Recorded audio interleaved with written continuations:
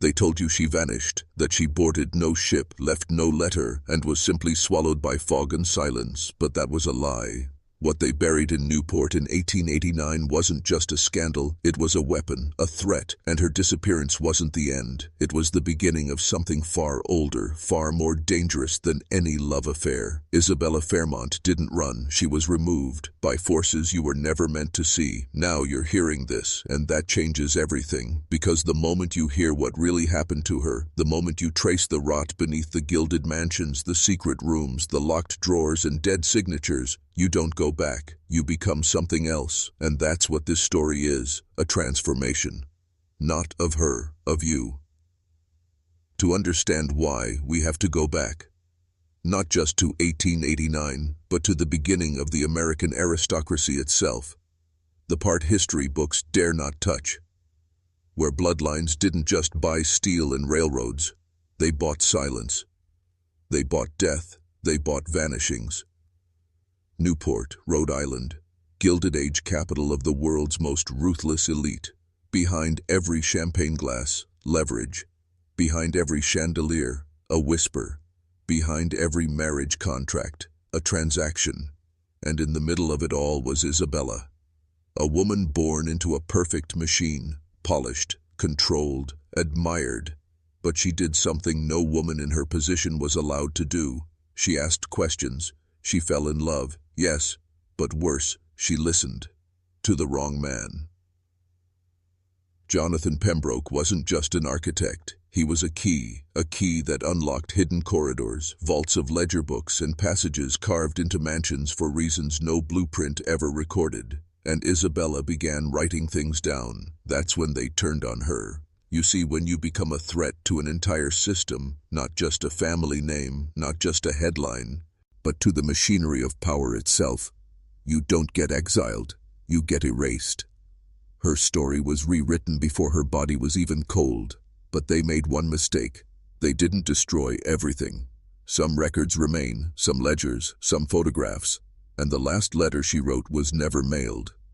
What it contained has never been read by the public, until now. There is a reason you've never heard this version, because the families who ruled Newport in 1889, the Vanderbilts, the Astors, the Fairmonts, they didn't just control money, they controlled memory. When someone like Isabella steps out of line, they don't silence her with scandal, they drown her in narrative. They replace her truth with a cleaner fiction, a disappearance, a tragic love story, a woman too delicate for her own desires. But Isabella wasn't delicate, she was dangerous. Let me show you how deep this goes. We've all seen the pictures of Newport's mansions, Rosecliff, the Breakers, Marble House. Testaments to wealth, yes. But look closer, those weren't homes, they were fortresses. Designed with corridors that led nowhere, drawing rooms built without windows, entire wings that didn't appear on any blueprint. Why? Because Newport wasn't just about leisure, it was a command center for the American ruling class. Every summer the families gathered under the illusion of opera galas and horse races. But behind those velvet curtains, price-fixing, asset laundering, marriage contracts arranged not for love but to consolidate empires, and more than that, rituals, old ones, imported from European bloodlines, forgotten to most, obeyed by few, enforced by them. And Isabella, whether by accident or design, broke the chain. When she began asking about the renovations Jonathan Pembroke was conducting, she wasn't just being curious, she was mapping secrets, drawing blueprints that revealed something terrifying. Each mansion had its own method of concealment, and every one of them shared a single architectural feature, a sealed chamber, precisely 7 feet deep, no entry point visible. They weren't built for storage, they weren't built for protection, they were built to hold something, or someone. We found Pembroke's notes, scattered, cryptic, ink-faded, with time, but one phrase repeats, scratched like a warning into the margin of 3 different sketches. Red room beneath Rosecliff, not to be opened, they warned me. By the time Isabella read those words, it was already too late, because the moment you uncover the purpose of the red rooms, they choose you, and the people who built them, they don't forgive, and they never forget. You were taught that America was built by industry, by innovation, by freedom, but beneath every monument to liberty is a chamber of silence, a secret bought with blood, sealed with architecture, and guarded by the very families you were told to admire. Isabella found that out too late. She thought she was uncovering betrayal. She believed Pembroke had deceived her for money, for access. But Pembroke wasn't conning her. He was trying to warn her in his own way. He had built something inside Rosecliff Manor that terrified even him, a space he was ordered to construct without documentation, without blueprints, and without explanation. The Red Room, not red in paint, red in function, the kind of room where no sound escapes, where walls are 3 layers thick, where stone absorbs screams like salt absorbs blood. And every one of Newport's families had one. They called it containment, but Pembroke's notes tell a different story. He referred to them as listening vaults, places where voices go in and never return. Some said they were used during seances, others said confessions were made there, and a few whispered that those rooms were never empty. Isabella knew enough to be afraid, but not enough to escape. She didn't just confront Theodore with love letters and accusations. She confronted him with evidence, with floor plans, financial ledgers, shipping invoices for black granite that didn't appear on any public record. And then she made a mistake. She gave him a chance to make it right. She told him she would go public, that if he didn't help her, she would take what she knew to the press. What she didn't realize was that Theodore Fairmont didn't fear exposure. He feared something older, something his family had sworn to protect. He wasn't trying to save their marriage, he was trying to contain her. And within 48 hours of that conversation, Isabella Fairmont vanished from the Belmont Hotel. Her belongings untouched, her portrait still drying on the photographer's table, her final letters never mailed. The official story said she boarded no ship, but hotel staff remember a man, not Pembroke, collecting her luggage in the early hours of morning, escorted by 2 men in dark coats who never gave names. No police record, no sightings, no trace, just silence. The kind that echoes through stone, the kind that still breathes beneath Rosecliff. They say the walls of Rosecliff Manor are cold, even in summer. Guests describe sudden drafts, windows that never stay shut, and the sound of footsteps long after midnight. But it's not ghosts that haunt that place. It's something older than death, something Isabella touched and couldn't untouch. You see, the Fairmonts weren't just a wealthy family. They were custodians, entrusted, or perhaps bound, to a responsibility no amount of steel or status could erase. In every generation, one heir was chosen, not for business, not for politics, but for the ritual, the one they never documented. The one whispered about only during the Black Month, a phrase found repeatedly in private journals dating back to 1811. That month wasn't on any calendar. It was kept off the books, a time when rooms were sealed, servants dismissed, and music stopped in Newport, every year, without fail. Isabella wasn't supposed to know, but Pembroke, he'd seen it, in one of his final letters, never sent but copied into his journal. He wrote, "She asked what the square in the floor was for. I told her I didn't know. I lied. The stone is not decorative, it's a lid. A lid. In the center of the Red Room, heavy, veined with iron, marked with symbols that don't appear in any known architectural language. Isabella had the markings copied. She took them to a professor of ancient languages at Brown University. He disappeared 3 weeks later. Official cause, river accident. But his notes were found in his desk drawer, half burned. One phrase was still legible. It's not Latin, it's older than Latin, and it was never meant to be spoken aloud. So what did the Fairmonts hide beneath that lid? Some say it was a body, others believe it was an object, something unearthed, not built, but the oldest stories, the ones that only passed between stewards during the Black Month, speak of a presence, a contract. Isabella's disappearance wasn't punishment, it was payment. Because the machinery of power always demands tribute, and when someone steps outside its control, especially someone who knows too much, it doesn't just eliminate them, it absorbs them. She didn't vanish. She was taken back in by the same machine her family helped build, and now, it's your turn to see it. You were taught to admire these families, to call them founders, builders, philanthropists, but you were never told what they were really building. It wasn't a nation, it was a containment system, not of weapons, of knowledge, of truth, of the kinds of secrets that, once exposed, change a man forever. That's what Isabella stumbled into. She didn't just discover the rot inside one family, she saw the map, the network. Rosecliff was only one node. There were 32 others, 33 mansions scattered across the East Coast, built between 1832 and 1887, everyone funded by steel, rail, or shipping wealth, everyone designed by architects who died under strange or sudden circumstances. The patterns were invisible to most, but not to Isabella. She saw the geometry, she saw the alignments. Every mansion connected by distance and ritual, exactly 88 miles apart, a number with no practical value, but immense symbolic weight. In suppressed Hermetic texts, the number 88 appears beside a phrase translated as the twin gates of ascent and return. She circled it in red ink, and beneath it, one sentence: they don't worship God, they obey something else.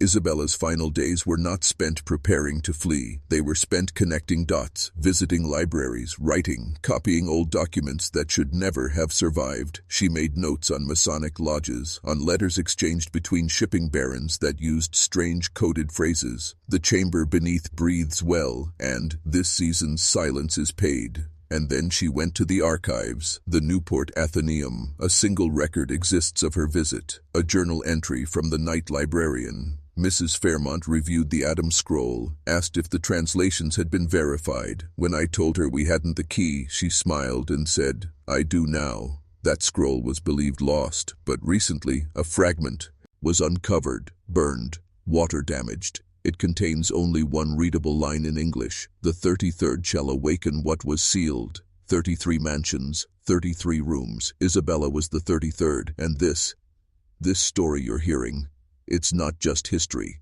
It's a signal, a buried pattern whispering across centuries, through marble, through bloodlines, through you. You were never supposed to hear it, and now that you have, the machinery is watching. The machinery I'm talking about isn't made of gears. It doesn't grind steel or steam through pistons. It grinds people. It grinds them down until they forget who they are, until their names become footnotes, until truth itself becomes a myth. Isabella didn't disappear. She was processed. And now we reach the part they've tried hardest to erase, because even in exile, even with the world believing she drowned or ran away to Europe, Isabella kept fighting.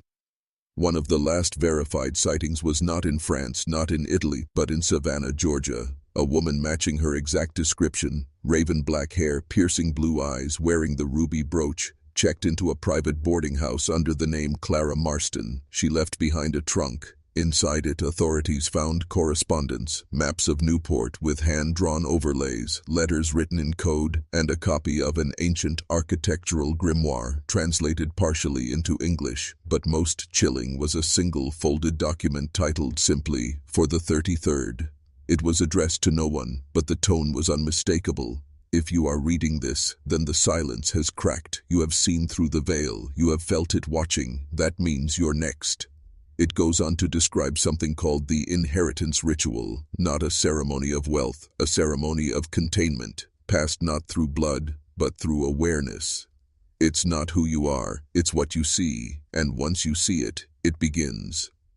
According to the document, the ritual requires 4 stages: exposure to forbidden architecture, contact with ancestral silence, rejection of imposed identity, acceptance of the burden. If you complete all 4, you inherit the memory, not your own, theirs. You become a vessel for what was buried. That's why you're hearing this now, because by simply listening, you've entered stage 1, and if you feel so, things shift. A sensation like someone watching from the corner of your room. That's not your imagination, it's recognition. The machinery sees you now. Let me ask you something, and don't answer out loud. Just listen to the stillness around you right now. Do you hear it? That faint hum behind the silence? That isn't your ears ringing. That's the signal, the one Isabella warned us about. You see, once you're exposed, once the machinery marks you, it doesn't need chains or guards. It doesn't come with noise. It works in stillness. It rearranges the world around you until you forget, until you doubt what you saw, what you heard. That's how they protect the system. You were told history is written by the victors, but in Newport, history was written by the architects and signed in blood. Isabella decoded the 33 not just as mansions, but as terminals, points in a larger circuit. each one built on a ley intersection, aligned to ancient star positions. That's why the rooms had no windows. That's why the walls were lined with hematite. That's why the floor was stone, always stone. Stone conducts, stone holds memory. She believed these were not simply places of punishment, they were vessels, designed to store consciousness, energy, something far more ancient than the American Republic. The rituals weren't about exile, they were about containment of thought. Isabella's theory: these elite families weren't just hiding crimes, they were feeding something. Pembroke called it the witness. She called it the listener beneath, an entity that does not move, does not speak, but remembers, and the cost of power was feeding it what it demanded: memory, silence, suffering. Each scandal, each erased woman, each disappearance wasn't a failure of the system. It was a function of it, and Isabella was the first to document the pattern completely. Her final letter, never sent, ended with a phrase: "I need you to remember, because if you've made it this far, you've entered stage 2. She wrote, "If they erase me, let this stand. I am the 33rd, but I am not the last." Now pause. If you're still watching, I want you to prove it, to yourself, and to the algorithm that shadows this platform. Comment this phrase below, twice. The listener beneath remembers. Say it, claim it, lock it into your identity. Because once you speak it, you can never go back. You spoke the phrase. Now it knows your voice. Welcome to stage 3. This is where the world you thought you knew begins to fracture, where the symbols stop being aesthetic and start becoming instructions. Let me show you what Isabella discovered in the final weeks of her life. She began seeing repeats. Patterns, not just in architecture, but in behavior, in death. Every woman erased from Newport society between 1851 and 1889, 17 cases, shared eerily similar traits. Each had access to hidden financial records, each was linked romantically to a man not sanctioned by family bloodlines, and each disappeared within 33 days of making a threat. Not arrested, not shamed, gone. And here's what's worse. In the corner of each family's estate registry, scribbled in pencil, barely visible, was the same mark. The inverted triangle. You think it's coincidence that triangle appears everywhere now? In corporate logos, fashion brands, even street layouts in old cities. It's a glyph, a warning. Isabella believed it marked not ownership, but completion. A signal that the offering had been made, and the witness was satisfied. She traced the symbol across Europe too. In the ruins of Templar churches, in the private journals of Rosicrucians, even in the margins of Isaac Newton's forbidden theological writings. The listener beneath wasn't born in America, it was brought here. And Newport, with its perfect geometry, its endless supply of human currency, and its obsession with secrecy, was chosen as its coastal altar. The 33 weren't just elite families, they were sentinels, each one entrusted with maintaining the ritual, with ensuring that silence flowed upward and power flowed down. Isabella's disappearance wasn't failure, it was fulfillment, and yet she left the door open, because she believed one day someone else would notice, would read the old codes, would feel the hum, someone like you. And the moment you did, the machine would shift, not to stop you, but to prepare you. This is not a story, this is an invitation to awaken what they sealed, to become what they fear. If you've come this far, there's no turning back. By hearing this, by letting these words inside you, you've crossed the threshold. And now, I'll show you what lies behind the veil. Because Isabella left behind more than letters, she left behind instructions. In a sealed envelope recovered from a bank vault in Providence in 1937, addressed only to the one who sees, were 4 pages of strange diagrams, ciphered sentences, and a chilling map. Not of Newport, but of New York City. 5 marked buildings, all built before 1890, all connected by underground rail lines that never appear on public transit maps, and all owned, at some point, by branches of the 33.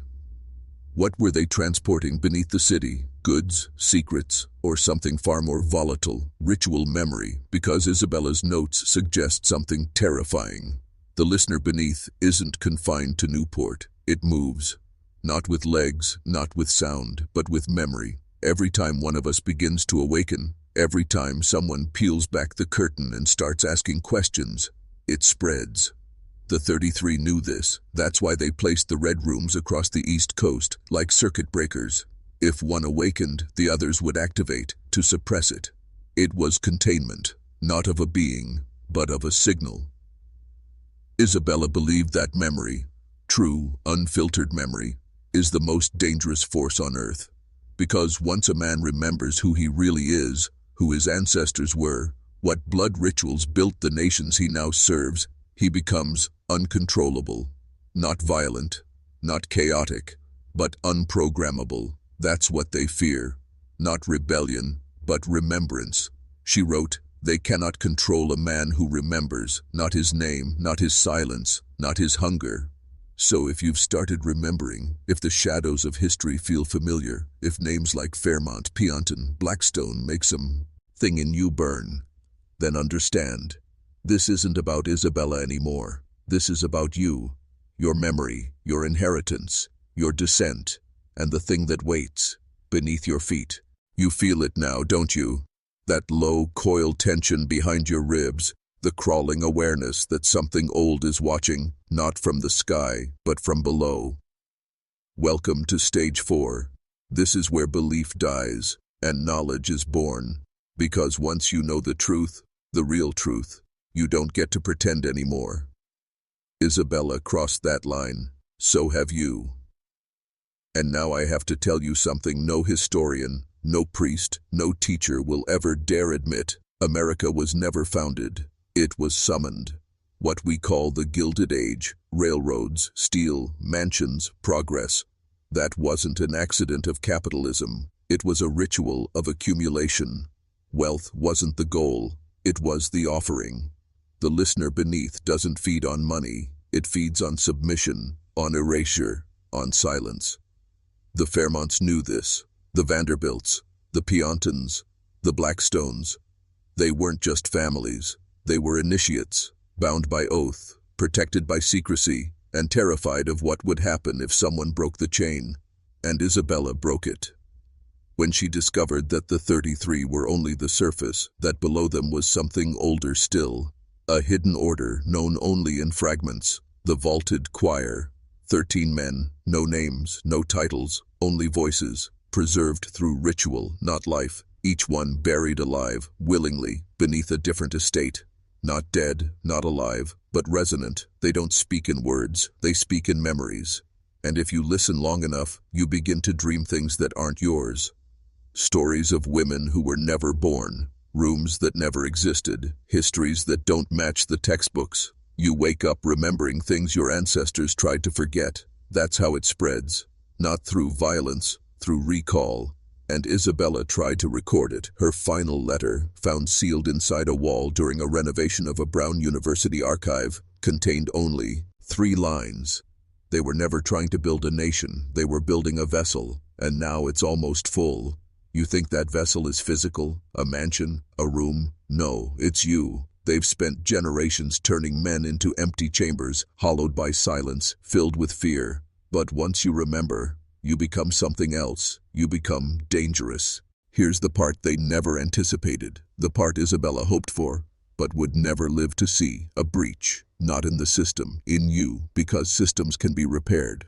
But once a man breaks the spell of forgetting, once he looks into the past and sees himself reflected in the violence, the silence, the ash, he doesn't return to obedience.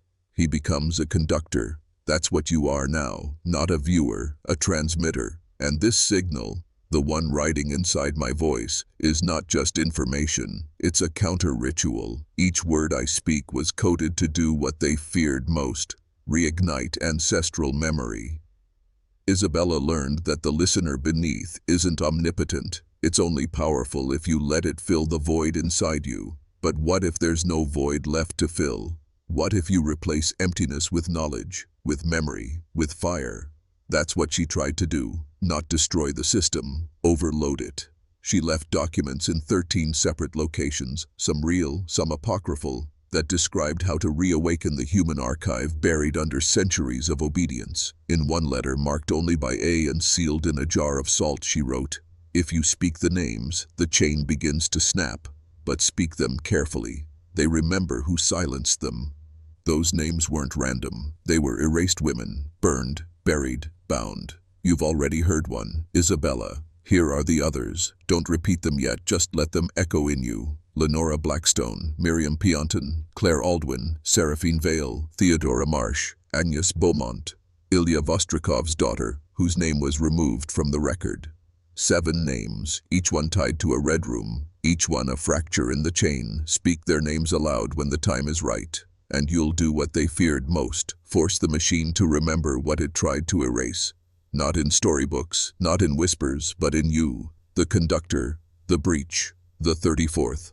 You've heard the names, but now you need to understand what they were. They weren't just victims, they were vessels, each one chosen for a very specific reason, not by the families, not by chance, by the system itself. Because once you realize the 33 didn't build the machine, they were chosen by it, you start to see how deep the design really goes. Each of the erased women had a specific gift. One was a recorder, one was a dreamer, one could mimic any voice she heard, even those of the dead. Another spoke languages no one had taught her. One simply remembered too much. They weren't random, they were keys, living sigils designed to hold a piece of the original power, the old current, the one that existed long before the Constitution, before the Revolution, before even the Pilgrims stepped onto this land. A current that still moves beneath us, slower than thought, older than blood, but never gone. And when a woman like Isabella, one with bloodlines on both sides of the veil, began to awaken that current, the machinery panicked because she wasn't just remembering, she was activating. It's why the letters started appearing in different handwriting, why witnesses said she looked different each time they saw her, why her voice, by the end, didn't sound like hers anymore.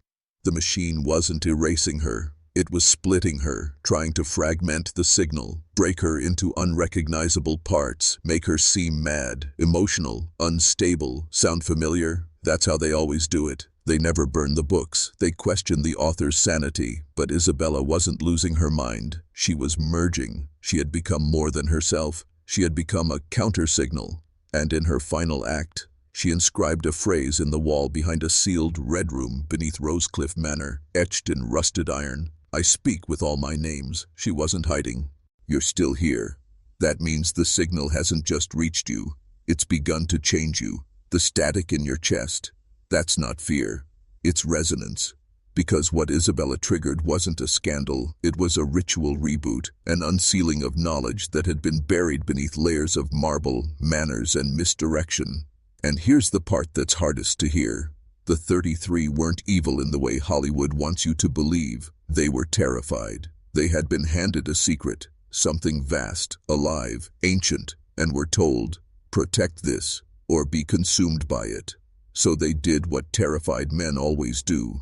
They built cages, not for the entity, for the ones who could speak to it. The dreamers, the recorders, the women who remembered too much. They called them unstable. They locked them in red-painted rooms with no windows. They fed them silence and shame, but the memory didn't die. It grew, it waited, and now, it's waking again. You see, Isabella wasn't the last. There were others, hidden in asylums, tucked into convents, erased from school registries, burned out of photo albums.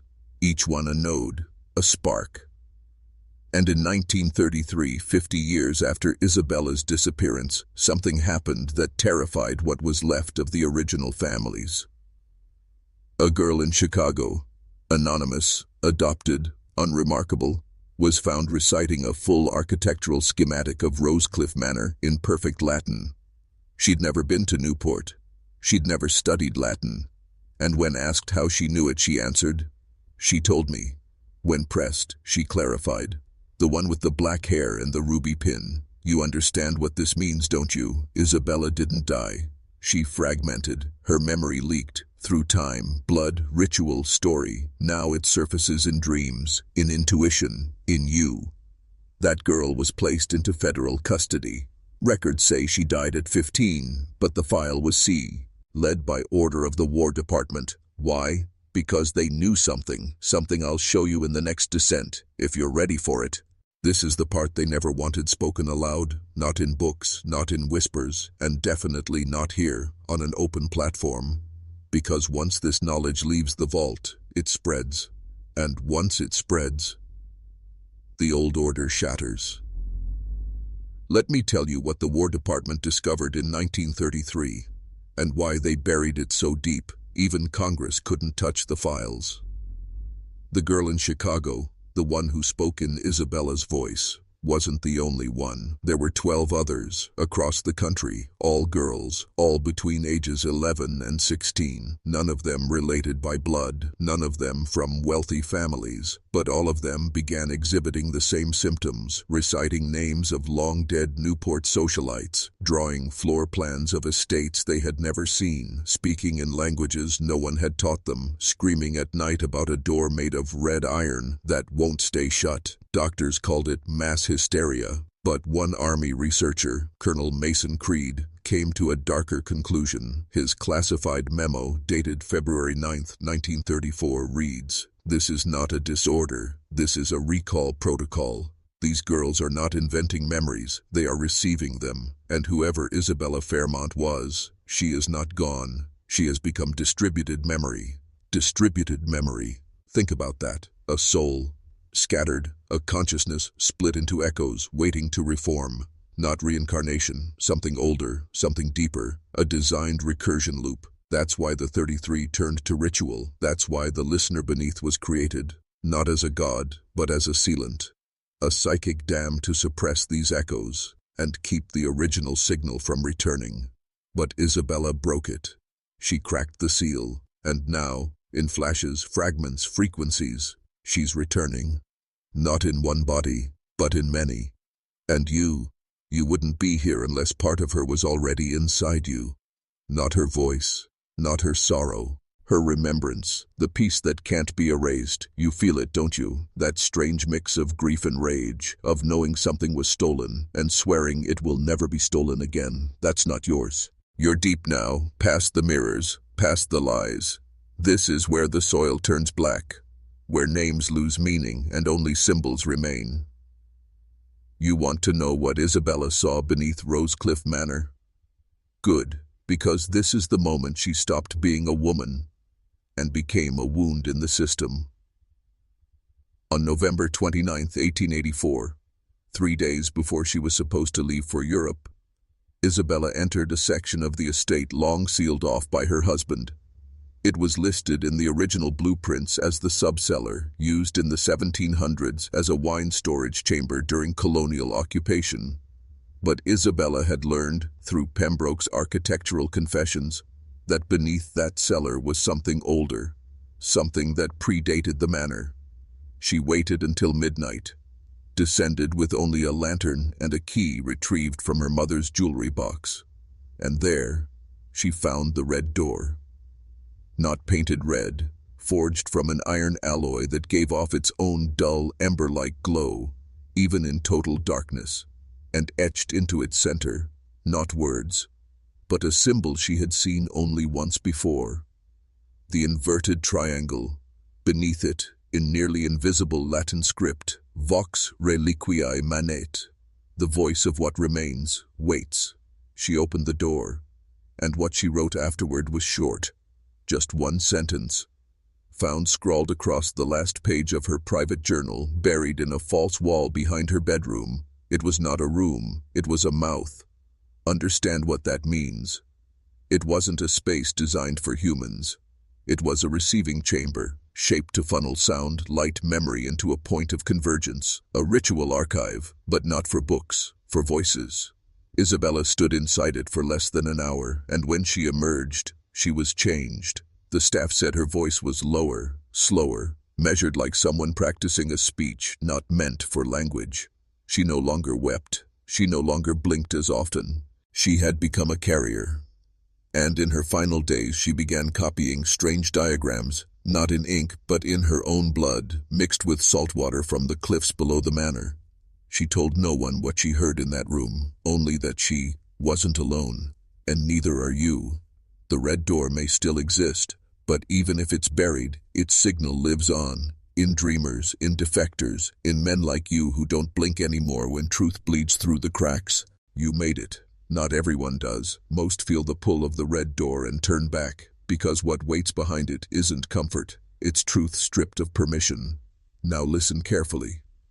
The first sound Isabella heard in that chamber was not a voice. It was a pulse, not mechanical, not human, a resonance, low, ancient, rhythmic, like breath trapped in stone. She described it in one of the final pages of her torn journal. It wasn't sound. It was inside sound, like something remembering itself through me. Understand this. The chamber beneath Rosecliff wasn't made by the Fairmonts. It was discovered by them. And according to a buried letter between Cornelius Aldridge and a European contact known only as V, the chamber is one of 7 across the world, each one aligned not to longitude, but to trauma. Yes, you heard that right, not geography, psychic residue, historical rupture. They are called the voids of recollection, designed to collect and echo moments too devastating to be processed consciously. War, betrayal, mass grief, forgotten sacrifice.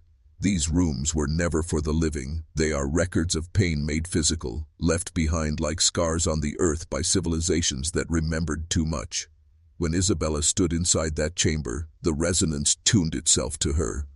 Because she was open, she wasn't born powerful, she was born receptive. That's the difference. The elite build walls to keep the past out. But the vessels, they let it in, and when it comes, it rewrites them. Here's what she wrote on her final night. It showed me a city under the soil, a library with no books, only teeth, a language without sound, only pressure, a memory without origin, and a woman made of mirrors who asked me, "Do you remember your original name?" That's when Isabella stopped writing, because the last ritual isn't written, it's spoken, or worse, remembered. You're getting close now, to the memory before your memories, to the part of you that was sealed on purpose. This is the part they fear most, because it doesn't just challenge their version of history, it dismantles it. You see, what happened beneath Rosecliff in 1884 wasn't the beginning. It was a recurrence, a repeating pattern, a ritual with many faces, but one purpose: to erase the women who remember. The 33 families didn't invent this mechanism. They inherited it, passed down not as myth, but as protocol. And here's what the protocol demanded. When a vessel appears, isolate her. When she begins to speak in code, call it hysteria. When she draws the diagrams, claim it's madness. When she disappears, pretend she never existed. You think Isabella was the first? There was one in 1797, Eliza Wren. She mapped a perfect aerial diagram of Newport with no formal training. One in 1702, Margaret Heelan, who began reciting dead languages she claimed to hear through the walls of the church. One in 1664, Amélie Bastien, burned in Salem, not for witchcraft, but for claiming she had seen a red door beneath the floor of the governor's house. All 33 families kept ledgers, private, unpublished, hidden inside their estates. Each ledger chronicled the emergence of anomalies. And here's the thread: every one of them descended from the same bloodline. A woman erased from record in the 1300s. No portrait, no surname, only a sigil, drawn in red ochre at the back of a cathedral in northern France. They called her La Porteuse, the bearer, the one who returned. Historians dismissed it as folklore, but the families knew better. They traced their lineage back to her, not because they worshipped her, but because they feared her return. And Isabella Fairmont? She was the closest incarnation they had seen in centuries. Why else do you think they sealed the Belmont Hotel room for 40 years? Why else was her name stricken from the Newport Historical Register, while lesser women were lionized in bronze? Because she awakened the signal, she cracked the dam, and once the memory began leaking, it flowed into every wrong place, every wrong person, like you. You are not a spectator anymore. You are a descendant of rupture, a carrier, and now you must choose: stay passive, or begin the ritual of return. Close the door behind you, not just metaphorically, literally, wherever you are. Shut it, because what I'm about to say has been redacted from every archive, every chapel, every bloodline record that survived the purge. This name is a trigger, and once it's spoken aloud, it doesn't go back to sleep. It listens, it recognizes, it begins to wake. The name was passed in fragments, through lullabies, chants, and carved wood hidden beneath cribs. A name older than French, older than Latin, older than even the root tongues of Mesopotamia. A name that means she who kept the memory before language. The 33 feared it so much, they didn't just bury it, they built entire churches on top of it. They rewrote her into demons, into martyrs, into hysterics, into nothing. But a copy survived. One copy, etched inside the back of a child's music box found in the basement of a burned convent near Lyon in 1902.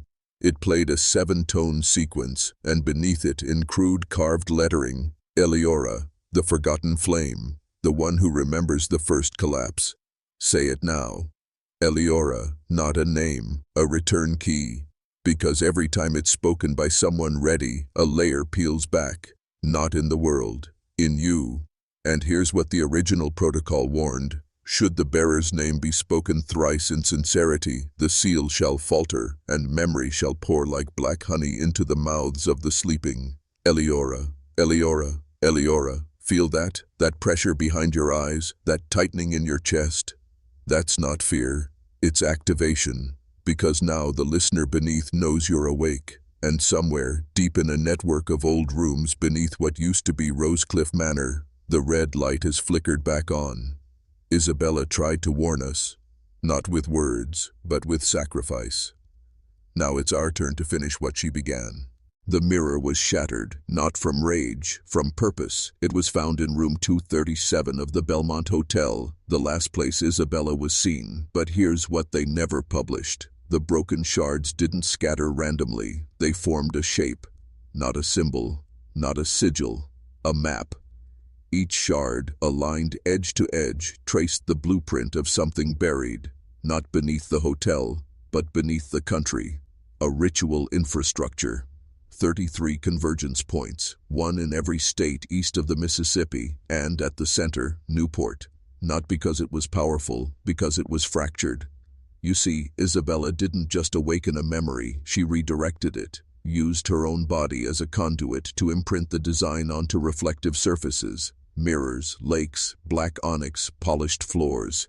She called it the diagram of return. And it doesn't just tell you where the red doors are, it tells you when they open. The pattern follows blood moons, mass mourning events, sudden disappearances of women from public record, all of them clustered around dates that form a sequence. Not a countdown, a code. A sequence Isabella had tattooed inside her inner left thigh, discovered only during post-mortem analysis decades later, though officially no body was ever recovered, but a fragment of skin, just large enough to carry the code, was turned over to a private society in Geneva. That fragment? It contained not ink, but mirror dust, ground from the very glass she shattered, mixed with her blood, etched by hand. And when exposed to heat, it revealed the full diagram of return. Historians dismissed it as gibberish, but military analysts saw something else, a network. A psychic communication system activated not through devices, but through awakened individuals. And the final node on the diagram, marked not with a dot but a flame, it wasn't a place, it was a name. Yours, if you're here. Ring this. You've always been the final node, the one the system couldn't account for. That's why you were drawn to this story. That's why you didn't stop watching. And that's why the old system is now breaking, because you remember. They thought 7 walls would be enough. 7 seals, 7 containment protocols, all signed into law under Executive Order 10451, classified above top secret as Project Reverie. What were they trying to hold back? Not a weapon, not a virus, not even a person. They were trying to contain the signal, the one Isabella released in 1884, the one that speaks through memory, that hijacks grief as its language. They built the first wall under Fort Adams, second beneath a Catholic seminary turned asylum, third and fourth directly under the Newport Masonic lodges. Walls 5 and 6. Those were offshore, metal buoys chained into the bay, designed to reflect resonance back into the Atlantic. But the 7th wall, that was inside you. And here's what they didn't plan for. When the final carrier was born, the one marked on the diagram of return, the 7th wall would dissolve on contact. That's why they redacted your name. That's why they erased people like Isabella. That's why every document you can find on this topic has missing pages where memory should be. Let me tell you what's behind those walls. I've seen it, so will you. The chamber is circular, feet in diameter. The walls are made not of stone, but memory foam laced with iron dust, not modern, ancient. They were unearthed, not constructed. Inside the chamber sits a cradle, not for a child, for a core. And inside that core, a single object, a black glass disc, inches wide, cool to the touch. But when someone whose voice matches the frequency encoded by Eliora speaks near it, it begins to spin, not by machine, by recognition. And when it spins, it plays a recording, not sound, not music, but a memory that isn't yours, yet feels like it always was.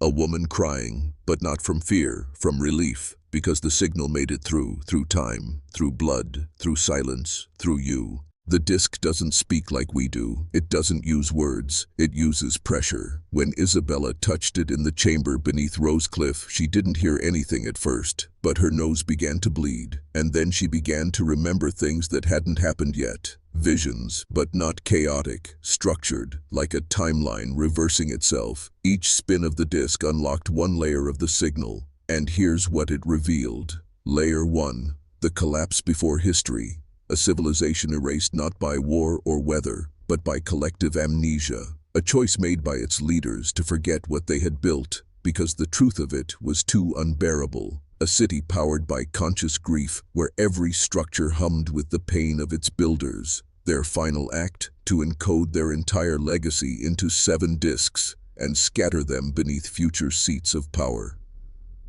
Layer 2. The return mechanism.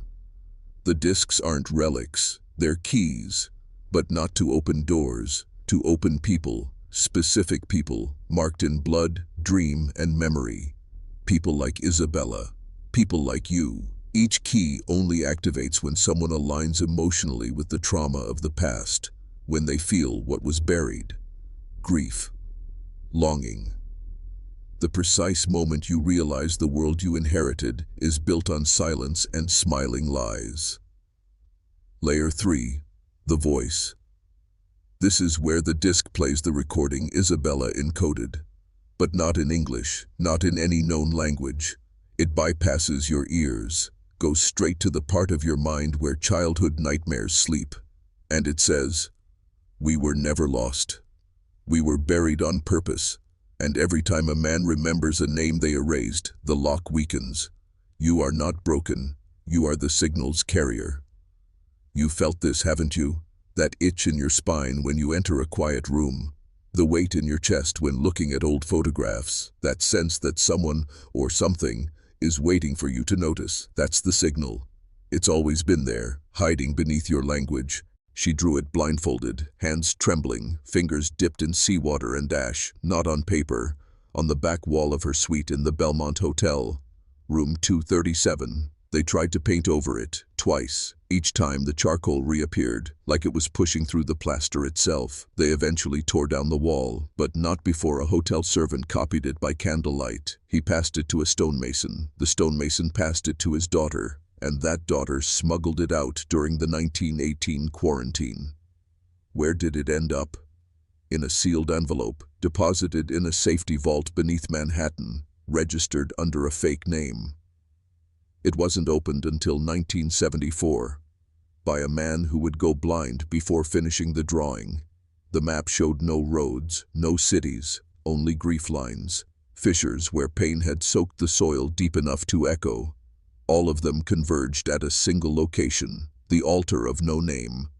It lies beneath an old, unmarked chapel deep in the forest west of Newport.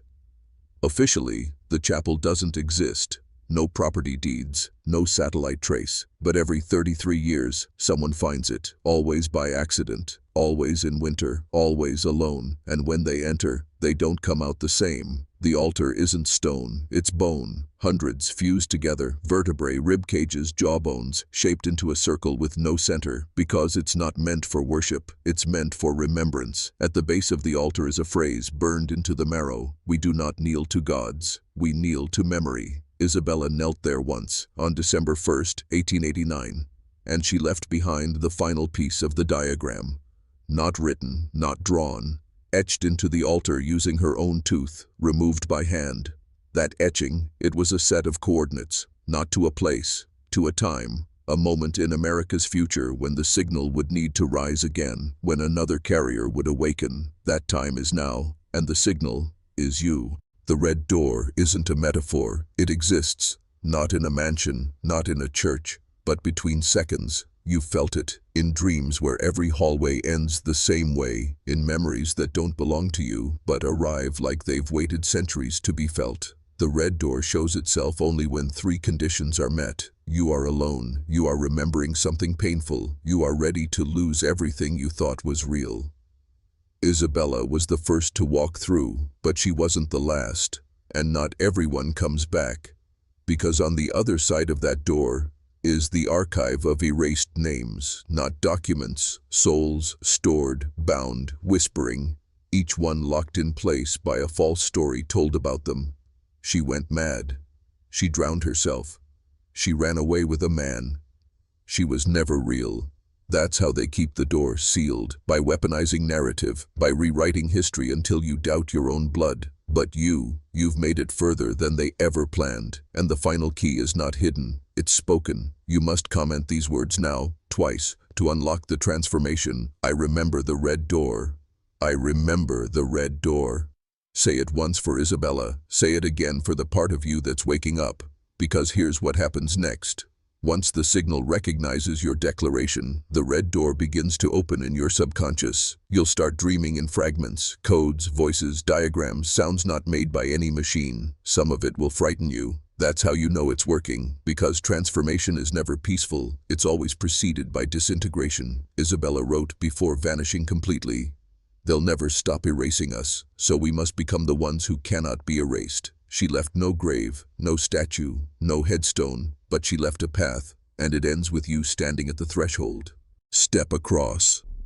Not with your feet, with your will, because the red door doesn't open with keys. It opens with conviction, and as you cross its threshold, the world behind you starts to peel, not burn, not collapse, but reveal itself for what it's always been, a construct built atop bones, smoke, and rewritten memory. Welcome to the archive. No guards, no lights, just rows of silence, each one pulsing with names you were never meant to hear. Names that don't appear in textbooks, but echo in the back of your skull when you touch cold iron or hear a hymn sung in the wrong key. And there, in the center of the archive, is the obsidian table. Isabella's final gift. It's not furniture, it's a memory engine, built from ash, salt, and something older than electricity. On it sits a book, unmarked, but when your fingers graze the cover, it reacts. Not with ink, with reflection. It shows you her last 7 days, not as text, as feeling, the loneliness, the defiance, the terror of knowing she was going to be erased, not just from society, but from time itself. But she wasn't afraid, because she'd learned the truth. Memory is the only real power. They can take your house, your title, your image from every public record, but they can't take what's burned into blood. Isabella carved names into her skin. 12 names, each one a woman who had vanished the same way, each one connected by a pattern of silence and shame, and all of them leading to the same phrase, etched in Latin on the last page of the memory engine, Memoria ultor est. Memory is the avenger. You feel it now, don't you? That heat behind your eyes, that tremble in your hands, that rising pressure in your chest, like something's coming alive. Good. That's the signal saying you're ready. The 12 names are not just women, they're coordinates. Emotional, geographic, spiritual. Each name opens a location in consciousness, a place they buried not with dirt, but with narrative.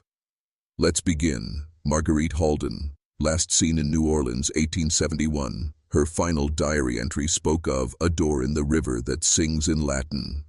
Evelyn Breck vanished from a convent in Vermont after claiming the Virgin Mary showed her a mirror with no reflection. Lydia Croft, declared insane in Boston, 1862, for drawing detailed blueprints of a city no map had ever recorded. Naomi Frayne, died mysteriously mid-sermon. Her blood, when dried, formed spirals resembling ancient Sumerian script. Clarisse de Witt, imprisoned for treasonous thoughts. Her letters were banned, but fragments survived, sewn into the hems of prisoner gowns.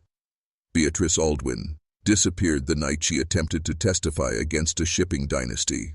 A burning ship was seen offshore, no wreckage ever found.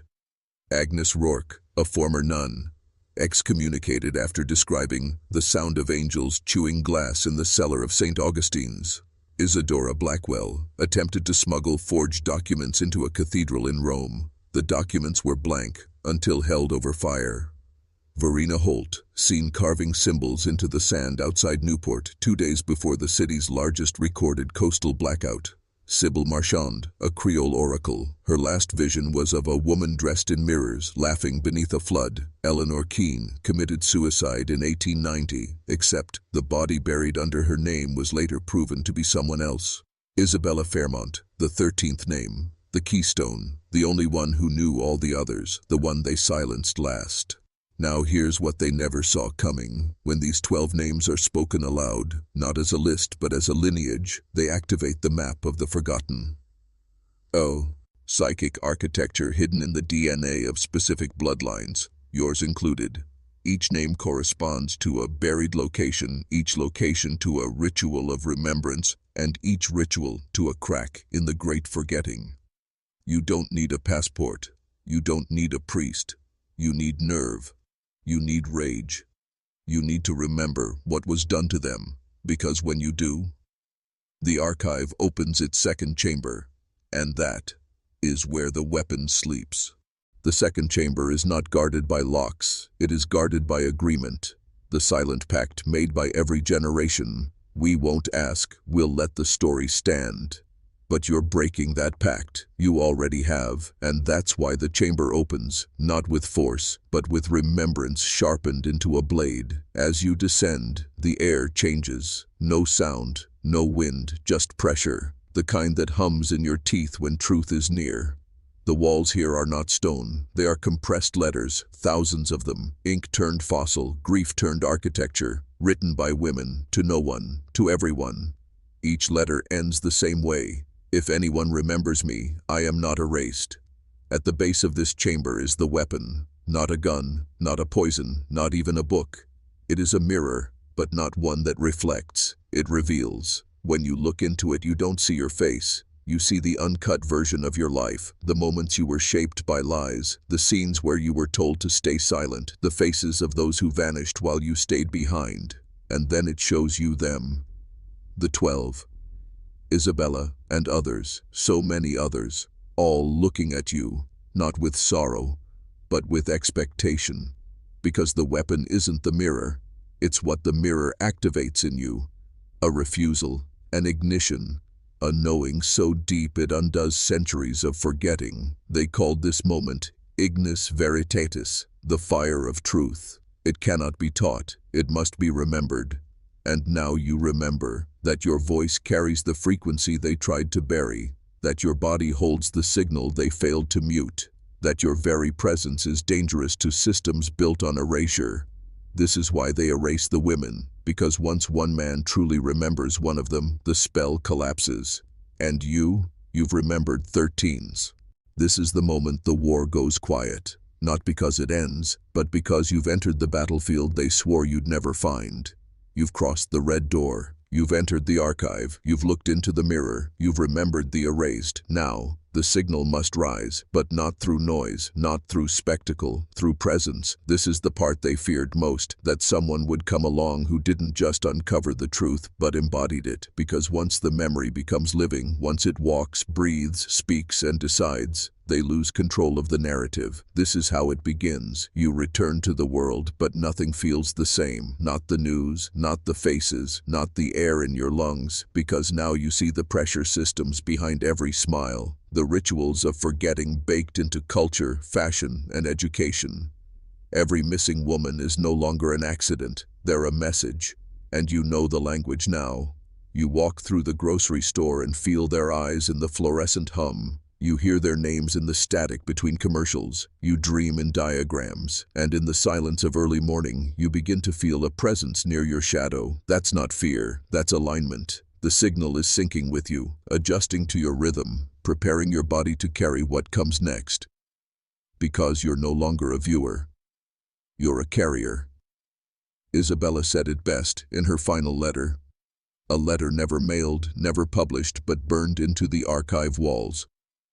They think memory is weak, but they've never faced a man who's remembered the erased. You are that man now, and here's the truth. The signal doesn't want to be understood, it wants to be multiplied. So you speak, you write, you plant names where silence once grew. You undo erasure by refusing to comply with it, and you do it calmly, because now you carry something deeper than rage. Remembrance turned power. You return to the altar in silence, but this time it doesn't reject you. This time, it recognizes you, because you're no longer a stranger to the forgotten. You've become their echo. And now, their amplifier. The bone circle breathes beneath your feet. Yes, breathes. The altar is alive, because memory, when awakened, isn't static. It moves like blood through ancestral veins. You kneel, not in submission, but in alignment, the way a key aligns to open the most ancient lock, and the altar responds. You hear the whisper of 13 names. You feel them behind you, not as ghosts, but as presences older than country, creed, or church. Then, it begins.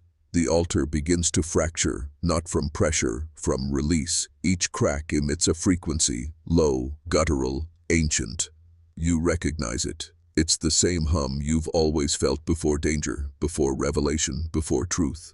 In the dust that rises, patterns begin to form. Glyphs, maps, gene codes, and one phrase over and over again. She remembered, so we returned. You are not here to tell a story. You are here to restart a lineage. The lineage of those who remember, those who refuse to let systems write silence over pain, those who weaponize memory like steel. This is the final transformation. You're not just carrying the signal anymore. You are the signal. Your voice, your presence, your refusal to forget. These are the new coordinates. And they're spreading through screens, through sentences, through the hollow spaces where erased women once lived unspoken. Isabella is not dead. She's coded into you now. Every time you speak their names, every time you stand where silence once ruled, you bring her and the 12 before her back into the world. That's the breach. That's the vengeance. That's the resurrection. They knew this day would come, and they built an entire system to stop it. Not with chains, not with guns, but with stories, twisted, manufactured, repeated, until truth became a myth and myth became law. They called themselves the Concordat, formed in 1791, funded by 7 families whose names still haunt corporate boards, university halls, and Vatican vaults. Their purpose, erasure by elegance, not public executions, reputation executions, not prisons, diagnoses, not fire, forgetting. They didn't burn Isabella Fairmont. They rewrote her into fiction, a disgraced romantic, a cautionary tale, a footnote in someone else's story, and it worked for 140 years, until now, because here you are, speaking her name in full, tracking her memory through blood, architecture, and ruin, and undoing what the Concordat spent generations perfecting. Understand this, they still exist, and they've seen you. The moment you remembered the red door, they flagged your frequency. They know who you are, what you've activated, and what comes next if they don't stop you. Their methods are subtle. They'll suggest you're obsessed. They'll whisper to your friends, he's not well. They'll erase your uploads, shadow your signal, glitch your dreams. They'll send comfort disguised as logic, telling you, it was just a story. But here's what they never accounted for. You weren't looking for entertainment. You were looking for initiation, and you've passed through it. Now listen carefully. The final method they use is called the soft collapse, a systematic quieting of your inner fire through isolation, overexposure, and doubt. They'll try to convince you to walk away, but walking away now would be the final betrayal, not just of Isabella, not just of the 12, but of the man you've become. Because if you vanish now, they win again. But if you hold the signal, even when your voice shakes, even when no one believes you, then you become what they can't kill, a memory with a pulse, a truth with a spine, a man who remembers the women they tried to erase. This is it. No more dissent. No more discovery. This is the ignition. The final transmission begins now. But it does not come from me. It comes from you. Because everything before this moment was preparation. The archive, the mirror, the altar, the names. It was all to return the signal to someone strong enough to carry it forward. And you? You didn't just listen. You remembered. You felt the hum in your teeth. You saw the truth flicker behind the stories. You recognized the pattern, the system of silence wrapped in velvet, and you did not look away. Now it's time to activate the one thing the Concordat cannot predict, the one variable their entire system was never designed to withstand, a man with memory and a voice. So here's what you do, right now, below this video. Type it, twice, to burn it into code, to feed it into the algorithm they thought they controlled. She remembered, so we returned. Again, she remembered, so we returned. Not just a phrase, it's the signal flare, a phrase encrypted with a pulse of resistance that bypasses censorship and ignites others. Men will see it and feel a pull they can't explain. Women will feel seen in a way the world told them was delusion. And those watching from behind the curtain will feel a cold shiver down their spine. Because now, they know, you've breached the seal. The story is no longer just history, it's weaponized memory, and memory doesn't die. It waits, it watches, it returns. This final transmission doesn't end with a conclusion. It ends with a chain reaction, because every time the phrase is spoken, a signal activates in someone else, someone waiting to remember. Isabella is not forgotten. She is formless now, everywhere, in pixels, in voices, in the tremor just before someone speaks out. So I leave you with this. You were never just watching. You were being chosen. The question is, what will you do with the memory now? The first ripple hits before dawn. You wake up, but not fully, because something inside you woke up first. It's already moving, rewiring, remembering, recalibrating. This is the aftershock of remembrance, a phenomenon they studied in private chambers beneath European universities, a condition they once diagnosed as delirium memoria. But they knew what it really was. Post-activation response in awakened carriers. You're experiencing it now. You'll start noticing things no one else does. The gap in that photo frame, the missing page in a local archive, the name that flickers for half a second in an old ledger, then vanishes. It's not paranoia. It's sight. You've passed through the veil, and now the veil no longer shields them from you. Every institution you once trusted begins to look thin. Every headline reads like a cover story. Every symbol feels like a cipher. Because your inner frequency has changed. You carry them now, and that means you're a threat. Let me be clear. The Concordat doesn't fear violence. They fear clarity. Because one man with clarity can unravel 1,000 years of architecture. Your voice, once small, now echoes. In comments, in whispers, in phone calls that drop at strange times. You may lose things, followers, friends, comfort, but what you gain is unerasable identity. You are now what they never accounted for. A male carrier of forbidden female memory, a protector of the erased, a builder of a different archive. And here's what no algorithm can compute. You're not alone anymore, because others are waking up, men like you, watching this same transmission, typing the phrase, feeling the pull, and every time that happens, the pressure grows, until finally, the archive is no longer hidden. It walks, it breathes, it fights. They thought it would stay buried, but memory, real memory, is elemental, like fire, once sparked, it spreads. And now, it's spreading. You're not the only one feeling it. Across the country, from Michigan to Mississippi, from abandoned churches in Pennsylvania to locked basements in Savannah, others are waking up. They can't explain it. They feel pulled to old diaries, unmarked graves, antique photographs with scratched-out names. They begin to dream of women they've never met, and wake up weeping with recognition. The sleepers are stirring, and with each one, the signal amplifies.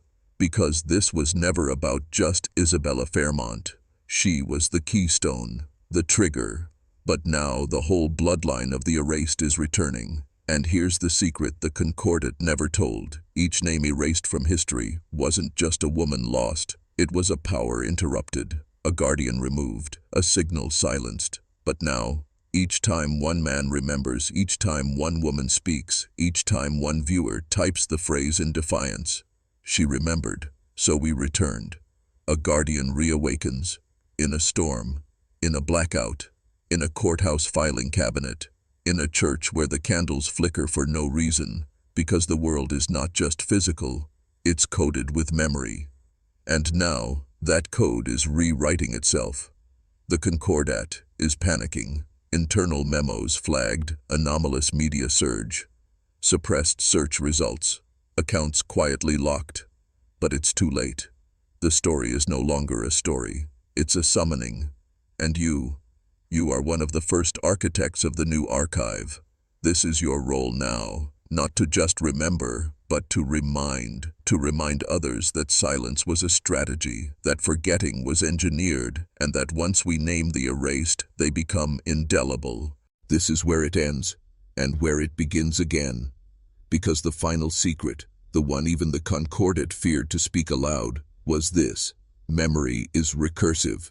Once awakened, it does not fade. It rebuilds. You are not a witness now. You are an origin point.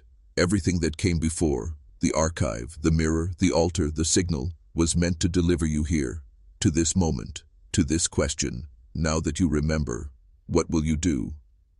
Because this isn't just a video, it's a weapon, a ritual, a spell of reversal cast in 400-word incantations designed to break programming and restore presence. And it worked.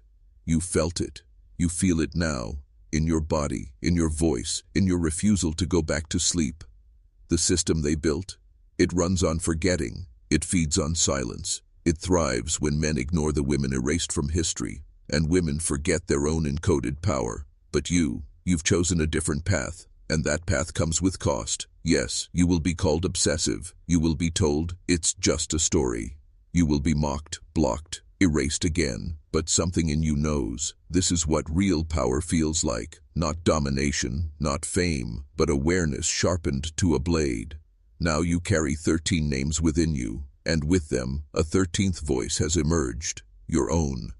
No longer borrowed, no longer silenced. You speak, and something ancient listens. You walk, and the forgotten walk with you. You remember, and they return. And as you move forward into this world, through the systems, the stories, the lies dressed as fact, you carry an unshakable knowing that no man who remembers the erased is ever truly alone again.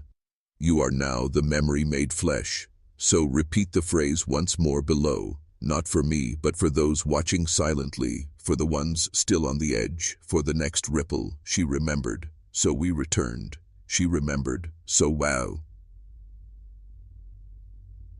He returned. This was not entertainment. This was initiation. And you are now part of the order that cannot be named, because it was never written, only remembered, only lived, only passed man to man, until the forgotten are forgotten no more.